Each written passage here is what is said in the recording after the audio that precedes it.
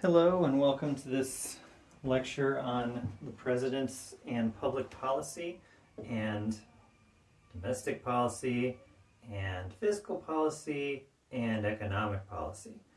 It's going to have to be really in three parts, this thing. So we will go first with the public policy cycle, and I have a bunch of stuff up here that's a visual representation, and I'd like you to follow along, if you would.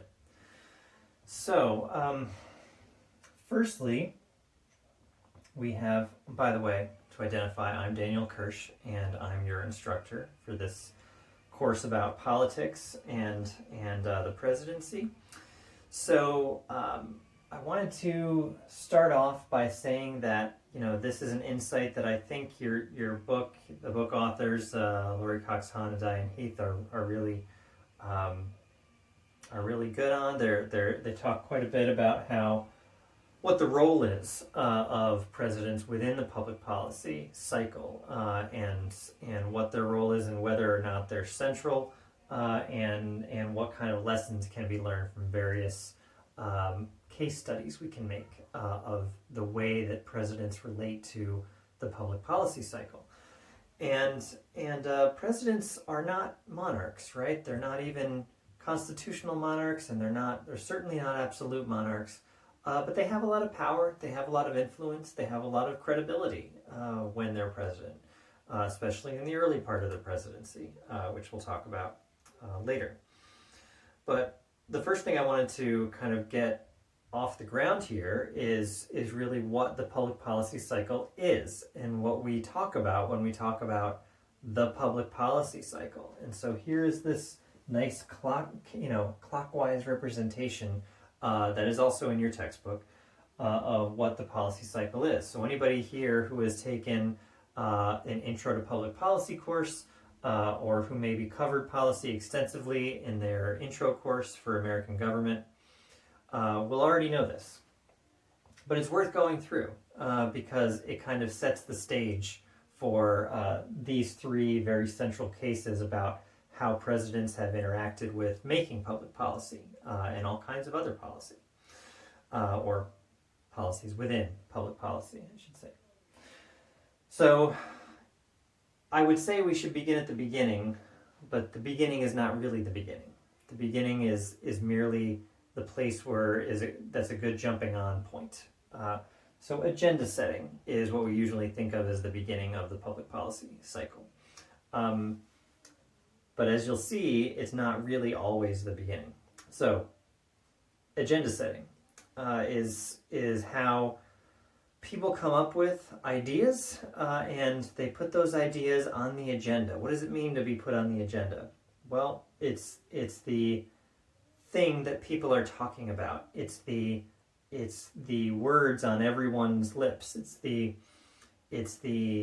issues that are hot that day. It's the overarching kind of theme to the conversations that happen around politics, elections even, and certainly the lawmaking agenda. So if you want to be strictly speaking about it, the agenda of the day, for example, in Congress, is whatever the Speaker of the House and the Senate Majority Leader decide they are.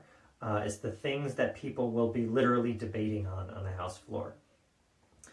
But that's different from kind of the national agenda. It possibly is connected or related, but in terms of the national agenda, making a certain law or talking about roads and bridges that day in Congress might not be the same conversation that people are having over their, coffee makers or water coolers at work in normal times. It's what they read in the paper that day or saw online or what was on TV.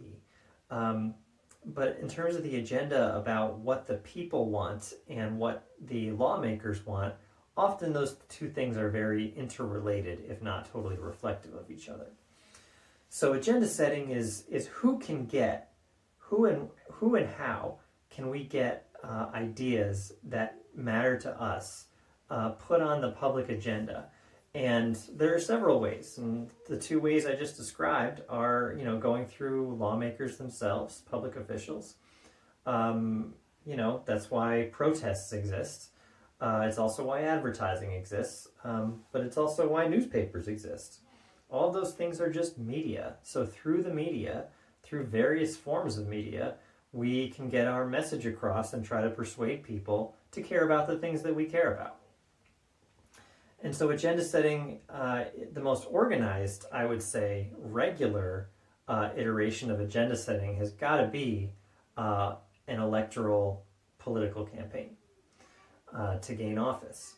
And so once the agenda has been connected to what the people want, and the campaigns have kind of incorporated that what they've heard from people on the campaign trail into their message, and once that's been integrated into their policy platforms, and they've won election, and they're going to try to do everything they can to get all of those issues that they've kind of gathered through this conversation with the voters, if you will, onto the public agenda itself. So that's all agenda setting. It's all just sort of getting the ideas that matter to you onto the public docket, onto the House floor, onto the Senate floor, into the public conversation. Next is policy formulation. So now, once we're all talking about the same things, we're all having the same discussion, then it's a matter of actually, coming up with real ideas that address not only the issues, and agendas can also be called, issue agenda setting. So this is like deciding on what issues to even talk about. It's back that stage. Policy formulation is writing bills in Congress. It's writing in the legislature. It's drafting bills. It's certainly it still can be part of this, can be taking things from the campaign, taking ideas from the official kind of policy papers that campaigns often put out. But policy formulation is really broad and multifaceted. So it's not just Congress and it's not just the president, but when it is Congress and the president trying to get a law passed to address an issue, Congress has its own kind of policy operation, really very vast policy operation that's somewhat incoherent, because there's the majority leader and the minority leader, and they have all their committees, and all these people have staff, and they also have trusted allies. They have outside interest groups that help them with formulating public policy. And by the time you get to putting those together, you then, once you're putting them together, you're actively already engaging in the next stage, which is decision making. You're attempting to get to decision making. You're seeing how far you can push the negotiations between the ideals of what the various players in Congress want. And as far as the president's concerned, the president is trying to do what he or she can to integrate the ideas from his or her campaign, into that congressional policy agenda at the same time, which is not easy. It often is a very delicate balance between trying to demonstrate that you are leading the public conversation in Congress while also not being overly pushy, overly forceful with Congress, because they will push right back. So showing leadership while also showing deference is a very difficult, or at least it seems to be, a very difficult dynamic that presidents often get wrong. But they get right. When they get it right, then they can make, as they say, beautiful music together. So once they engage in decision making, that's when they pass something, through Congress, and the president has passed something, and the president has elected to sign whatever comes out of Congress, or has decided to sign whatever comes out of Congress. That is a decision. That is when the law is crafted and the law has been passed, then a decision has been made. So everything within policy formulation and decision making is kind of this dance between Congress and the president about, not only what to do about these issues, but then how to do them. Then we get into implementation and administration, and this is where the president really comes in a much more prominent way, even if the president wasn't so involved in the passing of a certain law. And the implementation and administration of a law is by definition, by legal definition and constitutional definition, what the president is supposed to do, or at least what his employees in the executive branch are supposed to do. So within that framework, there's a lot of leeway that presidents have. Sometimes they can, as you saw in another chapter, presidents can issue signing statements. And those signing statements can very often be kind of almost contradictory to what the law passage said. And we're not going to get into that today, but when the president signs a bill, that is not the end of the story. Before the law can be implemented and the law can be enforced or carried out, whatever verb you want to use, administered, the president has to or will traditionally write a signing statement, which means this is what I understand by this law. And it frustrates policymakers in Congress because sometimes the president will all but veto a bill by writing a signing statement. They'll write, and it's hard to, I can't pull an example right now, but I'll try to find one to put on Canvas. But the signing statement will say, well, we understand that just because there is a ban enacted, we will not interpret that ban as something that the U.S. Administration will have to enforce. So anyway, so that their lawyers kind of work on what that signing statement will need to be. So when it is finally administered, the president can designate it to an agency, or it's probably already been designated as an agency's responsibility within the legislation. But the president then can, and the executive branch can then take the law and work it into their existing budget and responsibilities and policy implementation calendar. But then continuously, these three are also linked. So as a law is implemented and administered, it begins to get feedback. This is what's called policy feedback. Not sure where to...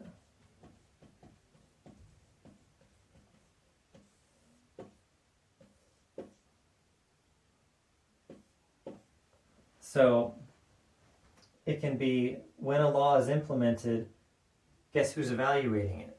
Everyone. So not only Congress is evaluating how well you stuck to, the letter of the law that they passed, but also the public is evaluating how well the president is implementing this law. And that goes into agenda setting. It kind of goes into, okay, is the president doing a good enough job that we can now relax about this issue and we don't need to pass another law related to it? Or, is it more a question of course we have to pass another law, but, what direction are we going to go based on where we are with this policy implementation? So, what do we mean by that? Well, let's take a couple of the case studies that are in your book.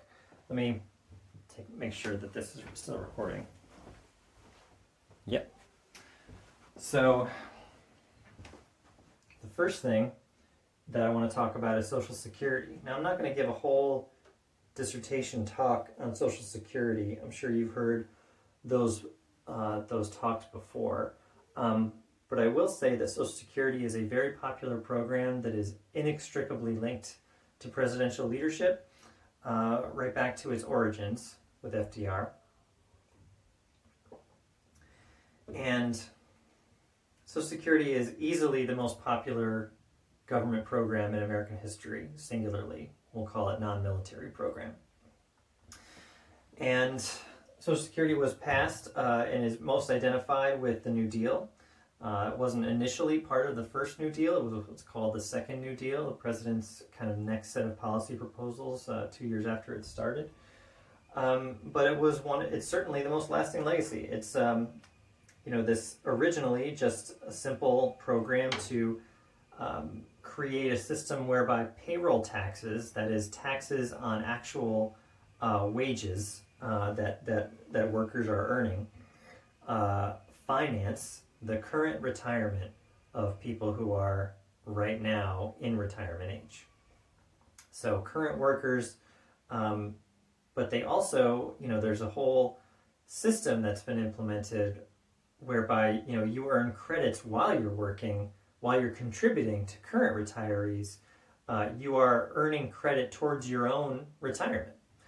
So, it's brilliant because it creates its own constituency. It makes it so that you are quite literally invested in the Social Security Fund in a collective way, because you have built credits up and you don't want to ever see it changed, because it's helped determine your taxes and your wages up until now. So it's sort of like people would have to give you all of your back pay back, and that doesn't seem fiscally feasible. If you were in a zero out Social Security, all the people who paid taxes into it would sort of want their money back. And so, that it just, right then, it kind of starts to unravel, starts to become untenable. Which is why, so fundamentally, Social Security, nearly 90 years later, is fundamentally structured the same way as it was when it was first crafted. So President Roosevelt, at first, well, something that's not in your book is that President Roosevelt had experienced, as everyone did, something called the Bonus March between World War I and the beginning of the Great Depression.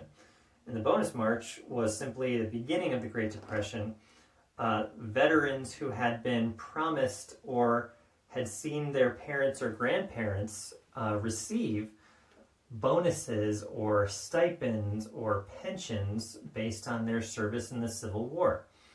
And so it was very much part of American culture at the time that if you received, that you were credited for service to the U.S. military during a war, then you were likely to receive, there was an expectation really that you'd receive some kind of lifelong or later on in life bonus or pension that was related to your service. And because most of the most of the Civil War generation had died out by this time, the World War I generation were the ones who were really experiencing the Great Depression the hardest. As we know, veterans often have a lot of trauma to deal with after serving in a war. And so, there's often a lot of need for psychological assistance, and it's linked very often to drug and alcohol abuse, and so there's a lot of problems that even today we still struggle with veterans and returning from service. And in this time, that was really very little difference, but except that they had no safety net. They had no social safety net to fall back on, and that is why there was a bonus march in, I believe the year I have right is 1929 or 1930, and veterans had demanded that they receive some kind of compensation because they were now out of work and they were entitled because of their service in World War I. And they never received them, and Roosevelt did not want to create another cycle where veterans were privileged over other people. Because if you go back and you read the history of this, the pensions that resulted from the Civil War, it was this kind of messy, ongoing struggle to keep making new people eligible for union pensions. So to the point where, as people got older, they loosened the requirements to such an extent that over 30% of the male population in northern states by 1900 were receiving pensions, and also widows were receiving those pensions as well. So a lot of the women, they weren't counting those numbers the same way, but 30% of households basically were receiving, in the northern states that is, were receiving these veterans pensions. So, which is way over and above the number of people who actually served. So Roosevelt wanted this to be more universal. He certainly thought, I'm sure, that it was going to be more democratically feasible, in the sense that it would be, you wouldn't be creating a constituency, you'd be making everyone more or less more invested and indebted to the political system. So that is what they did. They passed Social Security. It was originally called OAI, Old Age Insurance. It's now called today OASDI, Old Age Survivors and Disability Insurance. And so it's gone through a lot of different cycles, Social Security. And when it was first created, this is all the agenda setting that I talked about. The Great Depression had this, not only this terrible instance of workers being out of work and families going hungry, but also, older folks were not in even the structure that we know today. There was just not the kind of elderly care system that we have. And so policy formulation was trying to decide, what can we make so that we can feed ourselves and clothe ourselves even into old age. And the decision making was all of what I was just talking about. And now the implementation, since 1935, it's gone through many different improvements and I would have to say, but also just changes, objectively speaking, and to the point where now there's a lot of constant evaluation about whether or not Social Security will go bankrupt. And I think bankrupt is a very misleading term, I have to say, because most of the fund is funded. It's really funded almost fully for the next 15 years or so. But then it's not as if they just run out of money like that. What happens is they have to make some adjustments. And Congress has the full ability to make these adjustments. Like, for example, right now, only the first, if I have this right, the number is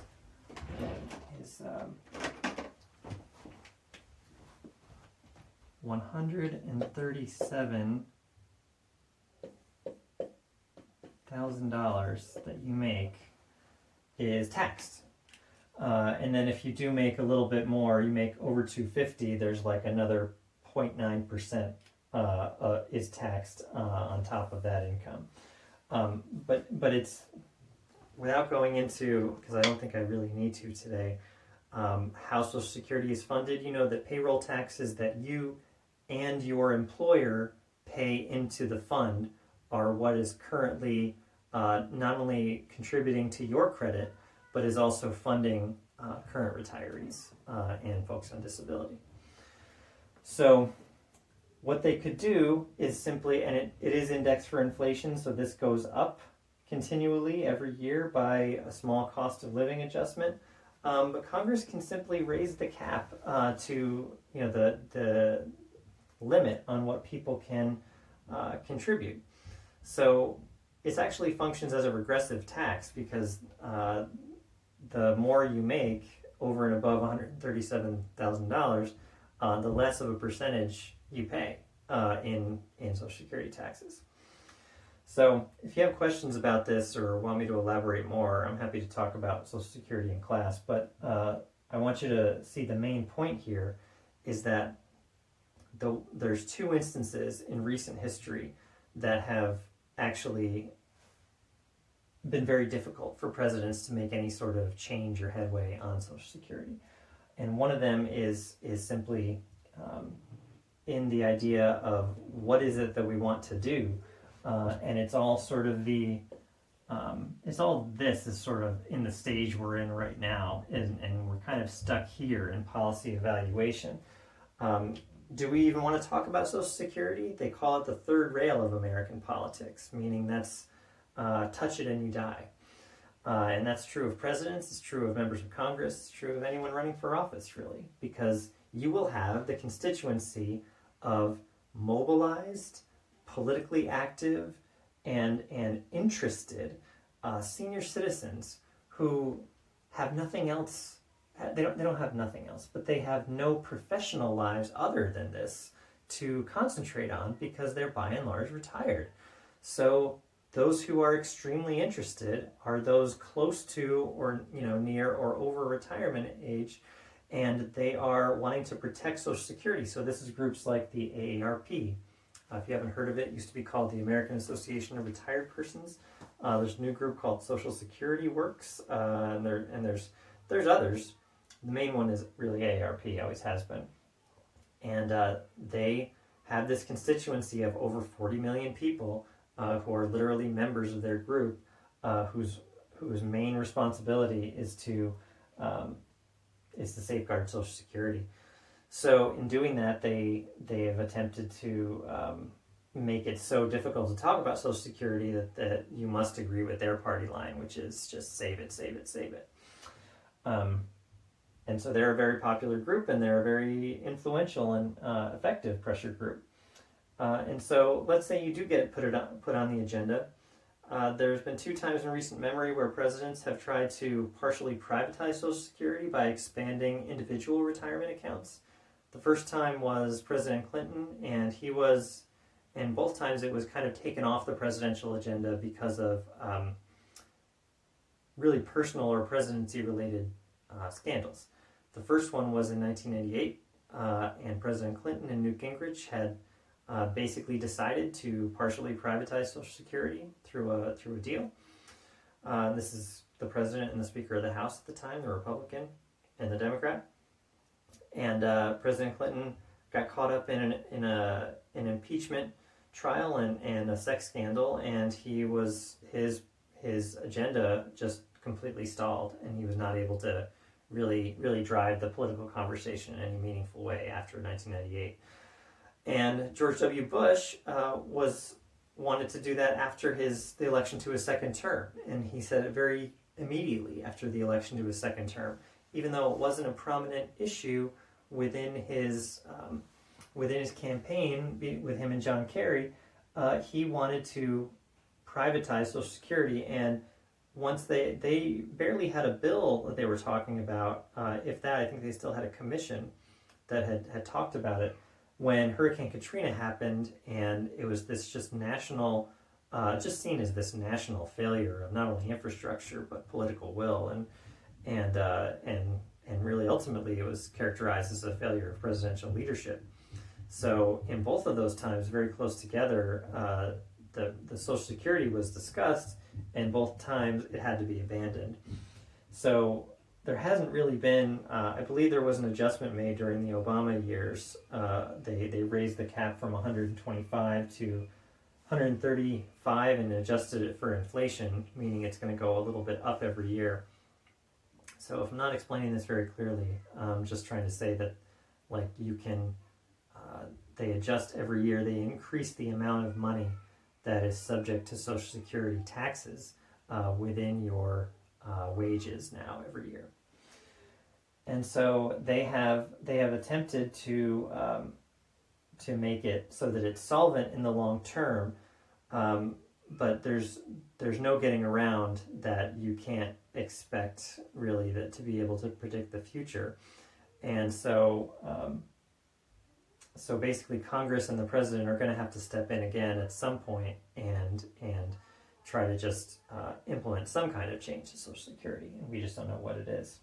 But more to the point, Social Security is this genius program because there was just no way around this idea that there had to be a cutoff, and at some point it's just not going to look fair. So what do I mean by that? It's that, let's say you've been working for 20 years and you're 40, and you've paid all this money into Social Security, but then they say, okay, well, at this point, you're not going to, if you're 40, you're not going to be entitled to Social Security anymore. So they'd get rid of it then. Well, what about the first 20 years of you working? And so that doesn't seem like that would wash. And so, we'll just partially privatize it, but then we'll give you an option But then, okay, but if it doesn't work out, do I still get my money back? No. Oh. If you're 50, it sounds really not fair because you're really starting to think about retirement. If you're 65, you just think it's a non-starter and you will oppose it. Well, every fiber of your being, and you probably have more time in your hands to do so, and more resources and friends by this point who are like-minded. So the people who care about this issue and are mobilized the most about it are those who want an ongoing Social Security program to remain. And IRAs just don't seem like it would be as popular. It would take a really heavy advertising campaign, I think, and a few advertising campaigns by probably more conservative groups to need to change the public's mind about needing to like privatize Social Security. Probably have to come up with a different vocabulary than privatize. Anyway, so that's one case study in how public policy formulation shows us just how strong or weak a policy can be and how it goes through several iterations. The next one to talk about is healthcare, and it's a case study in your book. And healthcare, and by healthcare I mean the really Obama healthcare. I don't want to go through the history of healthcare like we did with Social Security, but healthcare as kind of characterized by the Obama administration, they had to do two things at once. They had to save the economy, which was in the Great Recession when he was elected and taking office, but also he had to show that healthcare somehow was integrated into that because that was what his whole campaign had been about. And not just his, really the whole Democratic side had been talking about healthcare, I think, more prominently than any other issue during their campaign, or the Obama and the Clinton campaign, and even the other candidates. So healthcare was this very difficult thing to move because even though Barack Obama had a pretty solid majority in the House, he also had 60 votes in the Senate. And from earlier lectures and discussions in this class, you know how difficult it is to pass anything in the Senate without 60 kind of filibuster-proof majority, and they had one. But as I mentioned then, President Obama had to sort of really pander, and the Senate had to really pander to some of the more marginal, more frankly conservative or moderate members of the Senate Democratic Caucus to get those 60 votes. And so there was a lot of lessons learned from healthcare, and they had the policy formulation again was the campaign. Decision making was one of the decisions the president made was, I'm not going to be central to this the way that President Clinton and Hillary Clinton, while she was First Lady, were central to back 20 years ago. I'm going to do the opposite. I'm going to stay out of it, but I'm going to push it. And there's a couple of other lessons that we'll draw upon. But then the implementation was really, I think, admittedly, you just have to say not good. The implementation was of the new healthcare law that took so long to pass. The implementation of it, the rollout of, I think it was myhealthcare.gov, I think was the name of it, of all these healthcare exchanges was just not very good. And the website crashed, and I think the majority of states, because they are controlled by Republican governors and legislatures, opted not to take the Obamacare subsidies. So they made it very difficult for people to get on the federal exchanges. And then the agenda setting, the Republicans just kept hammering away during both the Romney campaign and the Trump campaign in 2012 and 2016 that they want to repeal and replace Obamacare. And they finally were able to, with a Republican majority and the Trump administration, actually do that. They were able to actually,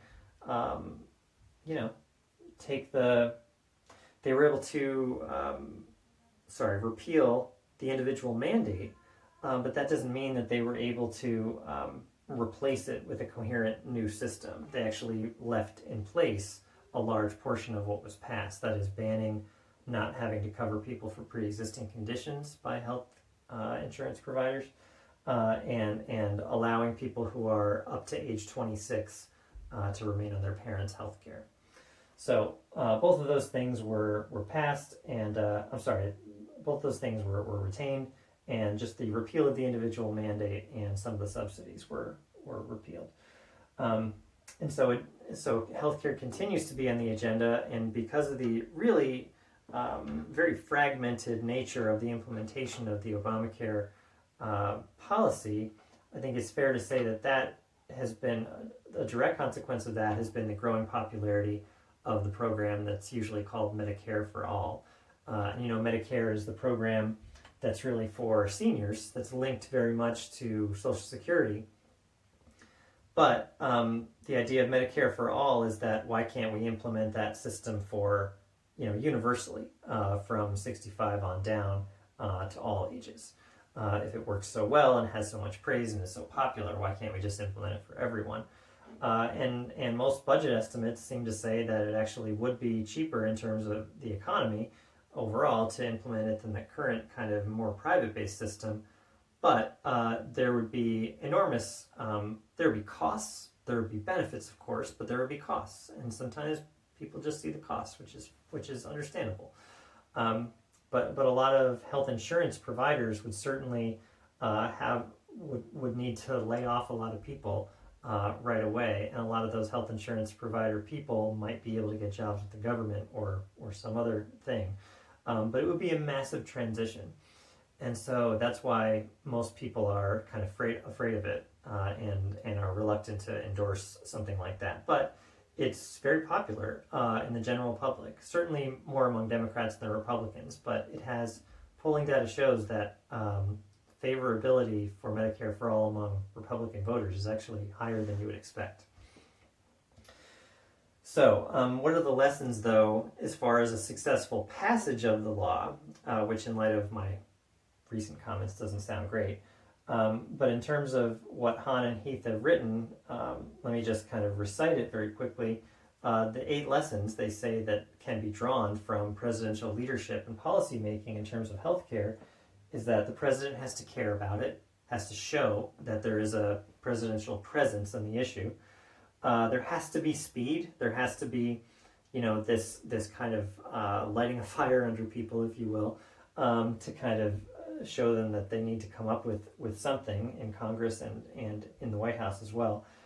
The president needs to have a plan on day one and signal from literally the first day in office that this is a priority or the priority to get something major passed. It did take 18 months.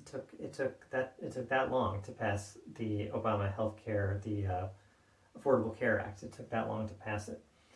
The president has to persuade the economists that are in the policy conversation, not only who work for the president, but also who are independent economists and people who work for Congress that they know what they're talking about. And finally, they have to persuade the public that this is a good idea, that this is the decision they've made is a good one. They have to persuade Congress that they will give them political cover. The president will give Congress political cover by signing this bill. They have to be open to technical changes like the abandonment of the public option. So that really was what made initially the conversation about a new entitlement, or they called it Obamacare. But once they took the idea of a new federal program for uninsured folks out of the equation, there really no longer was an Obamacare. It was just the thing they called the new law. And the law was just sort of patching gaps in coverage, but it didn't totally give, it didn't make up a new law. It just kind of made it easier for folks to be covered under basically Medicaid funds through these new healthcare exchanges. And then the president needs to give a final push. The president needs to say, hey, I'm still here, and I know that you've been working on this without me, but I'm still in favor of whatever is going to be passed. So all of those things are maybe important lessons from healthcare as a case study, but we shall see. Okay, I'm going to stop here and I'm going to pick it up in just a minute. I'm going to also do the other 2 lectures on fiscal policy and economic policy. Maybe they can be one lecture. We shall see. I have some notes and we're going to go through them. Thanks for watching.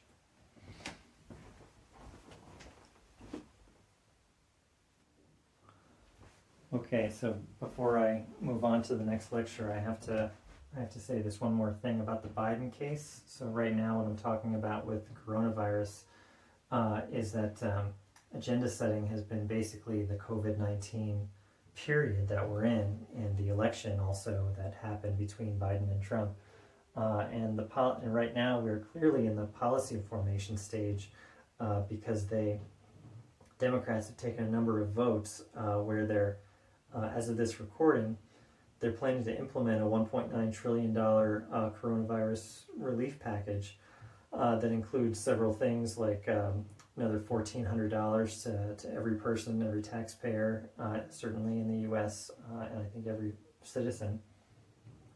And it's certainly a higher number than Republicans in Congress wanted, but Democrats currently have an operational majority in the Senate, and they have at least signaled that they intend, through taking a number of votes and resolving through a resolution, to pass a bill of that nature, but not passing a bill yet of that nature. They're sort of making some decisions and trying to reach out to Republicans, and then trying to, also show that they can negotiate in a very, commanding way, blah, blah, blah. But then eventually they say that March is when they're going to pass a bill. And so that's the decision-making stage. They're going to pass some kind of coronavirus relief, bill in March. But then, of course, the implementation is related to vaccine distribution, and basically the evaluation stage is kind of intermingled with implementation. Like it's the proof is going to be in the pudding. Like how much can we go back to normal, and when, and so that's going to be, those are the two kind of overarching questions that people have in evaluating Biden's performance as president and the coronavirus relief package's effectiveness as a policy tool. And that will drive the agenda about whether or not we're going to see things happen, like, for example, it's going to be maybe some state officials will start to get questioned, like Gavin Newsom is now the subject, apparently, of a pretty very real recall threat by Republicans.